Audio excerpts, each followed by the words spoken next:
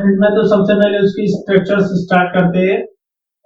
तो सबसे पहले स्टार्ट करते हैं अफर्मेटिव सेंटेंसेस से, जैसा कि हम करते आ रहे हैं।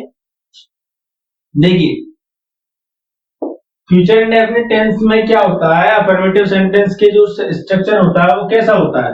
तो जो अफर्मेटिव टेंस होता है हमारा, यानी कि जो सिंपल सेंटेंस बोलते हैं जिसके अंदर नोट वगैरह नहीं आती, उनका जो स्ट्रक्चर होता है वो कुछ इस प्रकार से होता है। जो टेंसेस का सब्जेक्ट होता है प्लस विल या शैल एंड वर्ब की third form, sorry first form and object. It means ये होता है हमारा जो टेंस होता है प्रॉपर में जो हमें मिलता है, जिस वे में हम इसी टेंस को ट्रांसलेट करते हैं हिंदी टू इंग्लिश, वो इस प्रकार से करते हैं। अब हम सीखेंगे कि उसको पैसिव में कैसे ट्रांसलेट किया जाए। तो देखते हैं अब पैसिव में कैसे करते हैं। तो मैंने आपको बताया था पैसिव में ट्रांसलेट करने का क्या मतलब होता है कि यहाँ पर जो हमारा ऑब्जेक्ट होता है, पैसिव में जो इम्पोर्टेंट रोल होता है वो किसका होता है, वो होता है ऑब्जेक्ट का। के ऑब्जेक्ट को हम एक क्या बनाते हैं, सब्जेक्ट बनाते हैं, यानी कि हम इसको लिख सकते हैं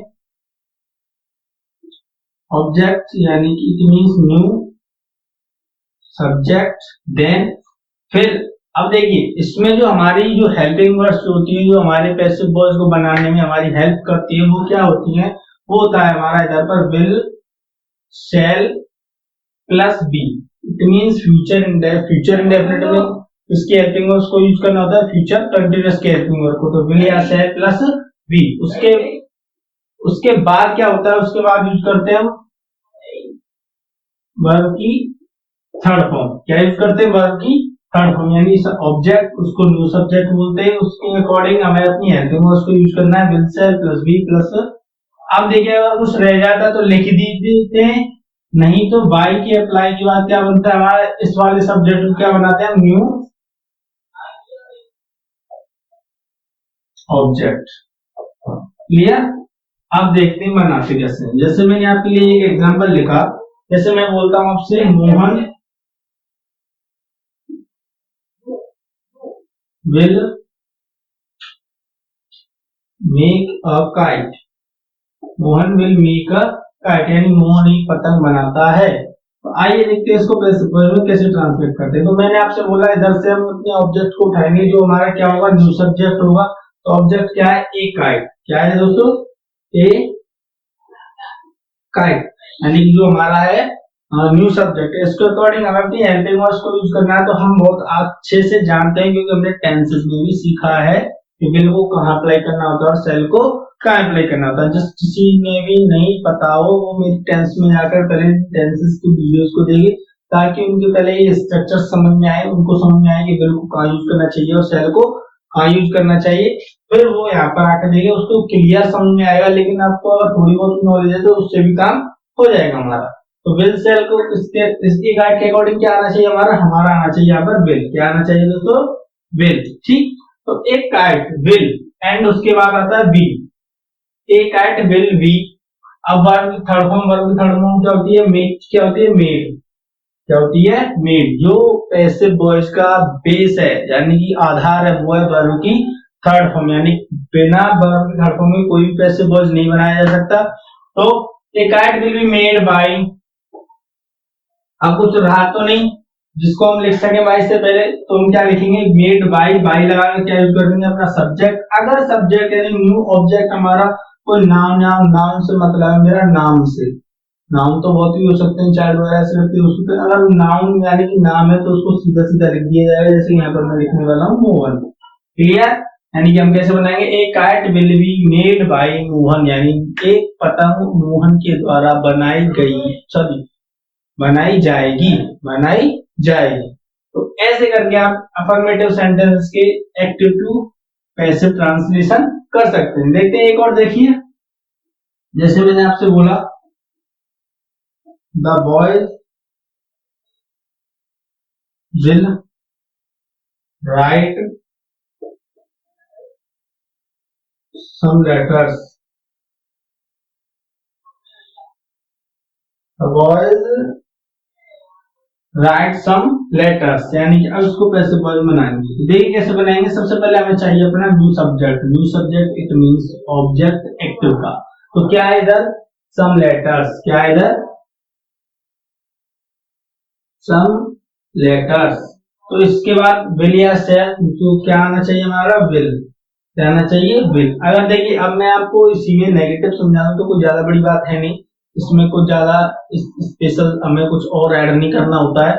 अगर मान लीजिए यहाँ पर हमारा नोट आ जाता है, जैसे मान लीजिए मैंने इधर लिख दिया not, will not write some letters, तो इधर क्या करना है, तो मैंने आपको अगर याद हो तो टेंसेस पढ़ाए थे तब मैंने आपको बताया था, जब जब कभी भी, यानी whenever we have more than one helping verb, यानी एक से अधिक जब भी हमारे पास हेल्पिंग वर्ब्स होती है, यानी सहायक क्रियाएं होती हैं, तब अगर उसमें हमें नॉट को ऐड करना है, अगर उसमें हमें नॉट को ऐड करना है तो कैसे करते हैं, जैसे कि मेरे पास यहाँ पर दो है, will be and shall be. तो अगर मैं इसमें नॉट को ऐड करूंगा तो किस प्रकार से ऐड करना होता है, विल नॉट बी और सेल नॉट बी, ना कि ऐसे करना है विल बी नॉट नहीं करना है कभी भी, विल नॉट बी ही रखना है। तो इधर मैं लिख सकता हूँ some letters will not be. अब वर्ब की थर्ड फॉर्म को लिखना है, वर्ब की थर्ड फॉर्म क्या हो जाएगी हमारी, रिटन, यानी some letters will not be written by, किसके द्वारा, द बॉयज। तो हम लिख सकते हैं द बॉयज, यानी कि हम बोल सकते हैं some letters will not be written by the boy, यानी कुछ पत्र लड़कों के द्वारा नहीं लिखे जाए जाएंगे। ठीक है, तो हम इस प्रकार से नेगेटिव को भी इंक्लूड कर सकते हैं, यानी कि इसको भी पैसिव वॉइस में ट्रांसलेशन कर सकते हैं। तो यहाँ तक सभी के समझ में आया दोस्तों, क्लियर है सभी को। चलिए बहुत अच्छे, अब आगे बढ़ सकते हैं हम। तो देखिए अब आप चाहे तो इसका एक स्क्रीनशॉट ले सकते हैं, जैसा कि मैं आपसे हर बार बोलता हूं कि आप एक कॉपी पेन जो भी आप पढ़ चुके हैं तो उसके लिए आप एक कॉपी पेन लेकर बैठे, ताकि आपको कुछ भी नया लगे या फिर कुछ भी ऐसी चीज नहीं हो तो उसे आप नोट कर सकते हैं। पर जिन्होंने कभी पढ़ा ही नहीं है उनके लिए बहुत बहुत इंपॉर्टेंट चीजें हैं, क्योंकि देखिए ये बेसिक है हमारे इंग्लिश की, ये बेसिक चीजें हैं जो हमें आनी ही चाहिए। आप चाहे हाई स्कूल में हो, चाहे इंटर में हो, चाहे नाइन्थ में हो, चाहे एट्थ में, किसी भी स्टैंडर्ड में हो, वो मेंशन नहीं रखता है, मेंशन नहीं है, लेकिन फिर भी हमें ये बेसिक्स आने चाहिए, क्योंकि इनके बिना आजकल बहुत कुछ कहते हैं ना, कुछ भी नहीं है, इनको आना बहुत इंपॉर्टेंट है। अगर आप हाई स्कूल में तो इसका आना बहुत इंपॉर्टेंट है, क्योंकि हाई स्कूल में भी आता है 2 नंबर का पैसिव वॉइस ट्रांसलेशन करने के लिए, तो इसके लिए हमें इन चीजों का आना बहुत आवश्यक है। तो आप दोस्तों इसका एक स्क्रीनशॉट ले सकते हैं। फिर आगे चलते हैं इंट्रोगेटिव्स की ओर। तो आइए देखते हैं दोस्तों इंट्रोगेटिव का सेशन। जो आज का इंट्रोगेटिव का सेशन बहुत इंपॉर्टेंट है, क्योंकि आज मैं आपको सभी इंट्रोगेटिव्स के बेसिक वॉइस कराने वाला हूँ, यानी कि जो भी जितनी टाइप्स के इंट्रोगेटिव्स में टेंसेस में पढ़ाता हूँ उन सभी के टाइप्स के इंट्रोगेटिव्स में अब यहाँ पर पैसिव में बताने वाला हूँ। जो टेंसेस में पढ़ाए थे, सिखाए थे कि उनके पैसिव वॉइस कैसे ट्रांसलेट करने। तो देखते हैं आज समझते हैं। पहला नंबर का देखते हैं सिंगल इंट्रोगेटिव। तो उसका स्ट्रक्चर क्या होता है, जैसे कि मैंने आपको पहले दो टेंसेस की जो एक्टिव पैसिव कराए हैं उनमें समझाया था कि सिंगल इंट्रोगेटिव यानी हेल्पिंग वर्ड्स वाले जो स्टार्ट करते हैं, सबसे पहले विल या शैल आएगा। इसमें अगर हम बातें करें तो विल या शैल प्लस सब्जेक्ट होगा, देन वर्ब की फर्स्ट फॉर्म एंड ऑब्जेक्ट होगा एंड इंटरोगेशन मार्क होगा हमारे पास। क्लियर, कुछ इस प्रकार से हमारा एक्टिव का स्ट्रक्चर आने वाला है हमारे सामने, टेंस जो आएगा। तो उसका पैसिव में जब ट्रांसलेशन करेंगे, हम उसको पैसिव में इंटरचेंज करेंगे तो किस प्रकार से करेंगे। तो देखिए सबसे पहले तो मैं आपको बता दूं कि अगर जहां पर जो आपको अगर हेल्पिंग वर्ड से स्टार्ट है तो उसको भी उसी प्रकार से स्टार्ट करना है। इट मीन्स यहाँ पर भी हमें हमारी हेल्पिंग वर्ड्स लिखनी है पैसिव वॉइस की, ये विल शैल, लेकिन लिखनी किसके अकॉर्डिंग, अपने न्यू सब्जेक्ट के अकॉर्डिंग। इट मीन्स ऑब्जेक्ट, यानी कि न्यू सब्जेक्ट देन बी।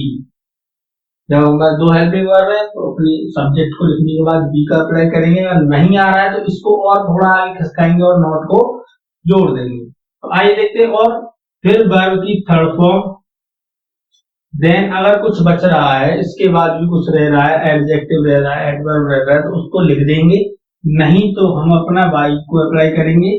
फिर अपने जो सब्जेक्ट रह गया था हमारा उसको लिख देंगे, यानी कि न्यू ऑब्जेक्ट। ठीक, और इंट्रोगेशन मार्क लगा देंगे। आइए देखते हैं कैसे। जैसे मैंने आपके लिए एग्जांपल लिखता हूं मैं,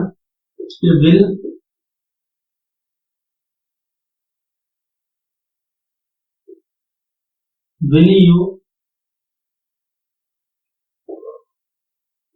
टीच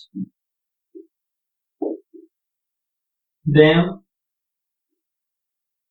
some new chapters। देखिए जैसे मैंने लिखा आपके लिए, will you teach them some new chapters, यानी कि क्या तुम उन्हें कुछ नए अध्याय पढ़ाओगे, क्या तुम उन्हें कुछ नए अध्याय पढ़ाओगे। तो आइए देखते हैं इसका पैसिव वॉइस बना कर देखते हैं। अपने जो स्ट्रक्चर हमने बनाया है, जो तैयार किया है, उसके अकॉर्डिंग हमारा जो पैसिव वॉइस है वो जो एकदम फिक्स बैठ रहा है या नहीं बैठ रहा है वो भी तो देख लेते हैं चेक करके। आइए देखते हैं, विल की जगह पर यानी हेल्पिंग वर्ब्स की जगह पर हेल्पिंग वर्ब्स यानी लेकिन आनी है हमारे न्यू ऑब्जेक्ट के अकॉर्डिंग। सो न्यू ऑब्जेक्ट होता है क्या होना चाहिए, इसमें हमारे पास दो ऑब्जेक्ट्स हैं, it means them and some new chapters. So आपकी इच्छा है जो आप चाहे उसके अकॉर्डिंग लिख सकते हैं। तो हमें यहाँ पर लिखना चाहिए, क्या लिख लूं मैं, विल। आप बोले तो मैं इससे लिख सकता हूँ या फिर इससे लिख सकता हूँ। चलिए मैं आपको इससे लिखने के बताते हैं। अगर देखिए अगर आपके मन में ये आ रहा है कि नहीं सर इसे नहीं, ये कोई दिक्कत नहीं है, इसको अगर आप बहुत से बच्चे अगर इसको लिखना चाहते हैं तो कुछ नहीं, देम मींस ऑब्जेक्ट ऑफ दे, तो उसको सब्जेक्ट बना देंगे, देम को किस प्रकार लिख देंगे, तो लीजिए मैंने लिख दिया दे, मैंने क्या लिख दिया दे। तो will they, clear, and be, will they be. अब वर्ब की थर्ड फॉर्म लिखेंगे तो वर्ब की थर्ड फॉर्म होगी टॉट, क्लियर, यानी कि अपनी हेल्पिंग वर्ब्स को अप्लाई किया, न्यू ऑब्जेक्ट को लिखा, उसके बाद बी को लिखा, एंड वर्ब की थर्ड फॉर्म को लिख दिया। अब मैंने बोला था आपको कि वाई से पहले कुछ रह जाता है तो उसे लिखना है। तो जैसे कि मैंने आपसे बोला था, तो मेरा रह रहा है, क्या रह रहा है, सम न्यू चैप्टर्स, तो मैं लिख दूंगा उसको some new chapters, some new chapters. अब मुझे अप्लाई करना है बाई को, तो मैं लिख सकता हूं यहाँ पर बाई। अब क्या रह रहा है मेरा, ये रह रहा है सब्जेक्ट, यानी यू इज ए प्रोनाउन, यानी यू एक कैसा है, यू एक प्रोनाउन है, तो उसको उसके ऑब्जेक्ट के फॉर्म में लिखना है। उसकी सॉरी ऑब्जेक्ट फॉर्म क्या, यू ऑब्जेक्ट क्या होता है, यू होता है, मैं इधर यू लिख सकता हूँ। इस प्रकार से आप सिंगल इंटरोगेटिव को ट्रांसलेट कर सकते हैं। क्लियर हुआ सभी को, बहुत बहुत इजी है, स्टेप बाय स्टेप आप एक एक करके स्टेप आगे बढ़िए, आपका पूरा सेंटेंस कंप्लीट हो जाएगा। तो ये तो होता है हमारा सिंगल इंट्रोगेटिव के, सिंगल इंट्रोगेटिव को कैसे ट्रांसफॉर्म करना है पैसिव वॉइस में। अब बातें करते हैं डबल इंट्रोगेटिव्स की, देख लेते हैं। सभी को समझ में आ रहा है ना, क्लियर। किसी को कोई डाउट हो तो हमसे बातें कर सकता है, बता सकता है। पहले आप इसको पहले पूरा देखें करें, यानी देखा करें फिर समझा करें फिर बातें करें। देखिए कैसे, जैसे मैं आपसे बोल रहा हूँ उसमें क्या होता है, डब्ल्यू वर्ड आता है हमारा डबल सेकंड वाले में, क्लियर। और जो भी होता है वो यही नियम होता है, यानी इट मींस विलिया सेल होगा, फिर सब्जेक्ट होगा, देन वर्ब की फर्स्ट फॉर्म होगी और ऑब्जेक्ट होगा, इंटरोगेशन मार्क होगा, ये होगा हमारा एक्टिव का फॉर्मेशन। पैसिव बनाना है तो पैसिव कैसे बनाएंगे, जो भी डब्ल्यूएच वर्ड आ रहा है उसको सेम टू सेम लिख दिया जाएगा, लिख गया। जो डब्ल्यूएच वर्ड एक्टिव में अप्लाई हुआ वही डब्ल्यूएच वर्ड पैसिव में भी अप्लाई किया जाना है, यानी कि डब्ल्यूएच यानी डब्ल्यूएच प्लस जो हेल्पिंग वर्ड्स हैं उसके अकॉर्डिंग हमें अपने न्यू ऑब्जेक्ट के अकॉर्डिंग अपनी हेल्पिंग वर्ड्स लिखनी है। फिर ये वाला ये जो नियम है उसको सेम टू सेम यहाँ पर लिख देना है। तो यहाँ पर हम बोल सकते हैं ऑब्जेक्ट प्लस, नहीं आ रहा है, अगर नेगेटिव बन रहा है यहाँ पर तो नोट को अप्लाई करेंगे, फिर बी को लिखेंगे, नहीं बन रहा है तो सीधा सीधा लिख देंगे बी प्लस वर्ब की थर्ड फॉर्म, एंड और कुछ रह रहा है तो ठीक, नहीं तो by plus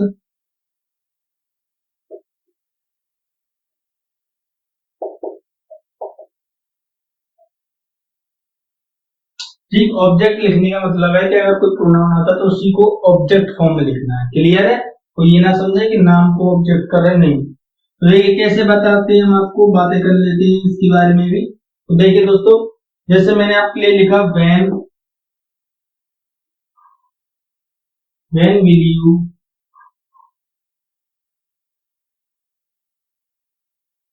complete this task, when will you complete this task। तो आइए इसको बनाने की कोशिश कर लेते हैं। तो इसको बनाने की कोशिश करेंगे, जो डब्ल्यूएच वर्ड आपके लिए अप्लाई किया गया उसे भी आप लिख लेंगे सीधा सीधा। चलिए बहुत अच्छे, हमने लिख लिया when। अब उसके बाद अपनी हेल्पिंग वर्ड जो न्यू ऑब्जेक्ट को देखते हुए लगानी है, तो दिस के साथ आनी चाहिए will, फिर दिस टास्क बी, नोट नहीं है तो सीधा सीधा बी, अगर बी है तो नोट लगाएंगे, नोट है तो बी, नोट लगा के बी लगाएंगे। फिर कंप्लीट की थर्ड फॉर्म तो कंप्लीटेड बाय यू। तो ऐसे करके आप डबल इंट्रोगेटिव्स का ट्रांसलेशन कर सकते हैं। क्लियर हुआ सभी को दोस्तों? देखिए और एग्जांपल्स कर लेंगे, कोई दिक्कत नहीं, लेकिन अभी आपको ये जो बेसिक है, जो मेथड है, जो स्ट्रक्चर है, वो एक डायग्राम हमारे माइंड के अंदर स्ट्रक्चर होना चाहिए कि फोटो सी बन जानी चाहिए कि हाँ कुछ इस प्रकार से हमारे स्ट्रक्चर्स होते हैं, उनको इस प्रकार से ट्रांसलेट कर सकते हैं। क्लियर? चलिए आप इसका एक स्क्रीनशॉट लीजिए, फिर आगे बढ़ते हैं, इसके अंदर और सीखते हैं। मैंने आपको ये तक सिखाए थे, आज हु के बारे में भी चर्चा कर लेते हैं। फिर आपको हु वाले टेंसेस के अंदर दे दिए जाए तो उसको कैसे इंटरफॉर्म फिर ट्रांसफॉर्म करना है। तो आइए देखते हैं आगे।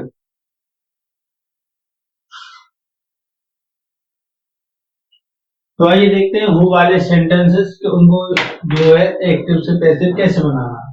देखिए आपको जो एक्टिव का रोल होता है, तो जैसे मैंने आपके लिए लिखा हु,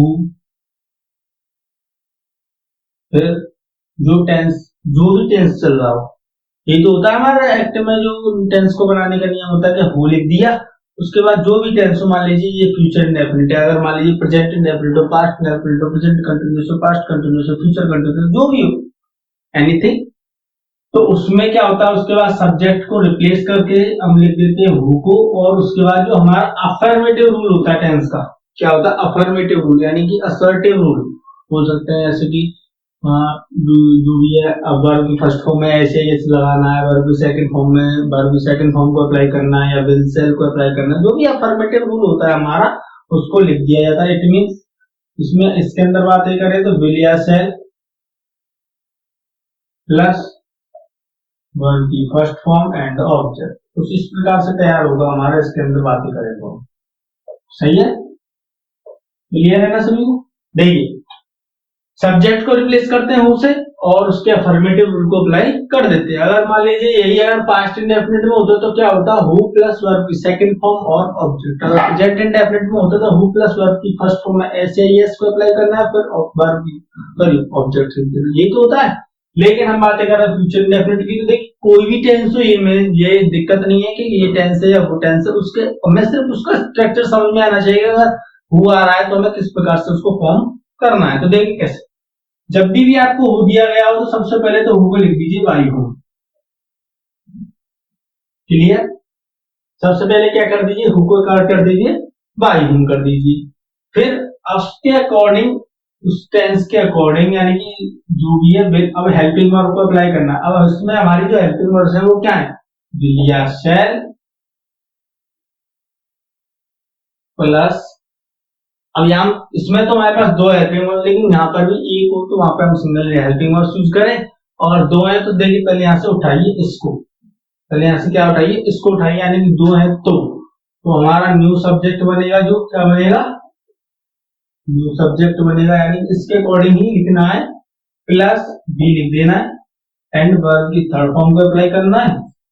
और अगर कुछ रह रहा है तो लिख दीजिए, नहीं तो बाई हूं नहीं लिखना है, क्योंकि तो उसको हम आगे लिख चुके हैं। यानी इस बार ये जो पार्ट है हमने पीछे से उठाकर कहा लिख दिया, आगे लिख दिया। क्यों लिख दिया है?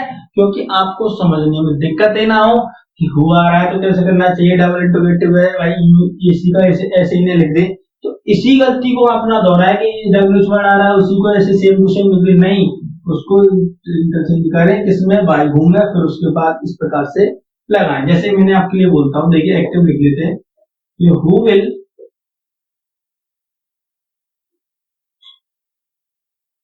who will teach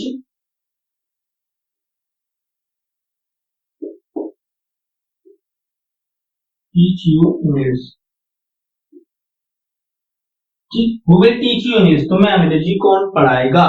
तो आइए इसको बनाने की कोशिश कर लेते हैं। तो who को मैंने ट्रांसफॉर्म किया, जैसे मैंने स्ट्रक्चर बनाया बाय whom से, तो बाय whom, वो क्या बना दिया, बाय whom बना दिया। अब यहां से मैं अपना जो नियम है वो देखने जा रहा हूं, तो वो क्या है मेरा, विल या सेल अपने न्यू ऑब्जेक्ट अकॉर्डिंग। तो मेरे पास दो ऑब्जेक्ट है, यू एंड इंग्लिश, दोनों के अकॉर्डिंग मेरा विल आने वाला है, तो विल फिर यू, जो भी आप लिखना चाहिए। पिछली बार हमने दे को बनाया था, अब बार इंग्लिश लिख लेते हैं, विल इंग्लिश।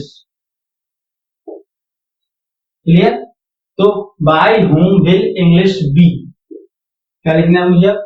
बी को लिखना है। मैंने जैसे आपको बोला दो हो तो इससे करके लिख सकते हैं नॉट, अगर इसमें भी नॉट आए तो इसको आगे इसका ही नॉट लिख दीजिए, कोई दिक्कत नहीं है। तो by home will English be, इसका क्या कर देंगे? टॉट। अब क्या रह गया मेरा? मेरा रह गया यू, रह गया क्या रह गया है? You. By home English we taught you, कहानी यहाँ पर ही समाप्त होती है। यू यानी कि कुछ इस प्रकार से आप हु वाले टेंसेस को ट्रांसफॉर्म कर सकते हैं पैसिव वॉइस में। क्लियर हुआ सभी को दोस्तों? तो आपको ये दिक्कत नहीं होनी चाहिए कि सर अभी तो फ्यूचर इंडेफिनिट में बताया आपने, प्रेजेंट में कैसे करेंगे, पास्ट में कैसे करेंगे। देखिए मैं आपको पास्ट का बता देता हूँ। जैसे मैंने लिखा हु, इसी को बना दें who taught, who bought a new book, who bought a new book, ये नई किताब किसने खरीदी? तो हम उसको बनाएंगे, तो हु को बना देंगे क्या? By who. एंड अब इसके अकॉर्डिंग मेरी हेल्पिंग वर्ब आनी थी वॉज या वर, तो इसके अकॉर्डिंग मेरी आनी यहाँ पर was a new book. Clear? Was लिख दिया, हेल्पिंग वर्ब, न्यू ऑब्जेक्ट लिख दिया। अब इसके अकॉर्डिंग तो मेरा यही आने वाला है पास्ट इंडेफिनिट में। फिर वर्ब की थर्ड फॉर्म तो वो तो खैर मेरी है ही व्हाट। अब कुछ रह नहीं रहा तो मैं इसको ये सिंगल दे दूंगा, यानी जो चिन्ह मार्क है वो दे दूंगा। तो कुछ इस प्रकार से पास्ट इंडेफिनिट भी ट्रांसफॉर्म हो जाएगा। तो आप इस प्रकार से हु वाला टेंस हर टेंस के अकॉर्डिंग अप्लाई कर सकते हैं। बस आपको उसकी क्या पता होना चाहिए? हेल्पिंग वर्ब पता होना चाहिए, और उसको पता होना चाहिए आपको कि किस प्रकार से इसको बनाना है। तो क्लियर हुआ सभी को दोस्तों? यहाँ तक क्लियर है सभी को हु वाला टेंसेस? तो चलिए एक टेंस और बता देता हूँ जो हम भूल रहे हैं शायद, वो क्या है? जैसे मैंने आपके लिए एक एक्टिव लिखा, वैसे ज्यादातर इंपोर्टेंट नहीं है, आते भी नहीं है, पूछे भी नहीं जाते हैं ज्यादा, फिर भी मैं आपको बता देता हूँ। जैसे मैंने आपके लिए लिखा विच fruit will you like, which fruit will you like, तुम कौन से फल पसंद करोगे? तो उसको अगर आपको विच, हाउ मच, हाउ मेनी ऐसे प्रकार से टेंसेस आते हैं तो देखिए सबसे पहले तो इसी को सेम टू सेम बने रहने दो, यानी विच फ्रूट को हाउ मच, हाउ मेनी, जो भी आपके साथ रिलेटिव वर्ड है यहाँ तक सेम टू सेम बने रहने दो। और फिर उसके बाद हमें अपनी हेल्पिंग वर्ब्स को लिखना है, यानी विल। ठीक है? अब मैं आपको बता दूं ये जो यू है ये तो पीछे ही, यानी यहाँ पर जो सब्जेक्ट होगा वो तो बाद में ही सेट किया जाएगा बाई के साथ, तो यानी इसको हम नेगलेक्ट कर देते हैं, छुपा देते हैं। तो अब मुझे लिख के, अब मैंने अगर जैसा छुपा लिया तो मेरे पास कोई ऑब्जेक्ट तो है नहीं भाई, ऑब्जेक्ट तो मैं अप्लाई कर चुका यहाँ पर। तो which fruit will be like, आई बात समझ नहीं आई? ये जो जाएगा वो पीछे जाएगा, यानी कि लाइक्ड बाई यू, यानी कि इसका स्थान तो यही है, इसका स्थान तो यही है। अब मेरे पास भाई बी को अगर मुझे एक साथ नहीं लिखना है तो यहाँ पर ऑब्जेक्ट चाहिए, लेकिन ऑब्जेक्ट में यहाँ पर यूज कर चुका, तो ऑब्जेक्ट यूज कर चुका तो मैं बी लिख सकता हूँ। तो will, which fruit will be liked verb की थर्ड फॉर्म एंड बाय के बाद अप्लाई कर देंगे यू को, यानी जो भी हमारा नाउन होगा, यानी जो सब्जेक्ट होगा। तो आप इस प्रकार से विच वाले सेंटेंसेस हैं, हाउ मच, हाउ मेनी वाले सेंटेंसेस हैं, मान लीजिए हाउ मच, हाउ मेनी आ जाता है, जैसे मैंने बोला how many toys will they buy from the market. ठीक है? कैसे बनाएंगे? How many toys will be bought from the market by them, by them, will then देगा हो जाएगा देम, यानी वो जो सब्जेक्ट है उसका फॉर्मेशन तो यही आना है, लेकिन उसको हम बनाएंगे इस प्रकार से। तो इसको भी थोड़ा ध्यान दें, इस पर भी थोड़ा ना कॉन्सेंट्रेट करने की कोशिश करें, क्योंकि ये भी थोड़ा हमारे जहन में, हमारे नॉलेज में रहना आवश्यक है। अगर आपको इस प्रकार के टेंसेस मिल जाते हैं तो हम उनको कैसे ट्रांसफॉर्म करेंगे। तो दोस्तों सभी को समझ में आया कि आज हमने जो सीखा है इंट्रोगेटिव पार्ट का, कि इंट्रोगेटिव्स जो होते हैं उनके कैसे कैसे हमें ट्रांसफॉर्मेशंस करने होते हैं, सॉरी इंटरचेंजेस करने हैं, कैसे पैसिव वॉइस को बनाना होता है। अगर सिंगल इंट्रोगेटिव मिलता है तो कैसे बनाएंगे, डबल इंट्रोगेटिव मिलता है तो कैसे बनाएंगे, हु वाले मिलते हैं तो कैसे बनाएंगे, विच यू वाले मिलते हैं तो कैसे बनाएंगे। क्लियर हुआ सभी को? किसी को डाउट है? देखिए दोस्तों पहले तो इसे थोड़ा वीडियो को पूरा समझे, देखें, ताकि आपको जो मैं बात समझाना चाहता हूँ, जो कहना चाहता हूँ वो क्लियर हो सके कि हाँ हम यहाँ पर पूरा क्लियर कर रहे हैं, तब आपको पूरे क्लियर में आएगा। फिर भी अगर कोई डाउट रहता है तो हम यहाँ पर आप हमसे बातें कर सकते हैं, जो भी आपके लिए लिंक दे दी जाती है तो आपको वहां पर हम आपसे बातें करेंगे। चलिए मिलते हैं नेक्स्ट वीडियो में, मिलेंगे प्रेजेंट कंटिन्यूअस टेंस के साथ, जिसमें हम सीखेंगे प्रेजेंट कंटिन्यूअस टेंस के पैसिव वॉइस बनाना। फिलहाल आपसे चाहता हूँ इजाजत, मिलते हैं नेक्स्ट वीडियो में। धन्यवाद बहुत का आपका आप सभी का।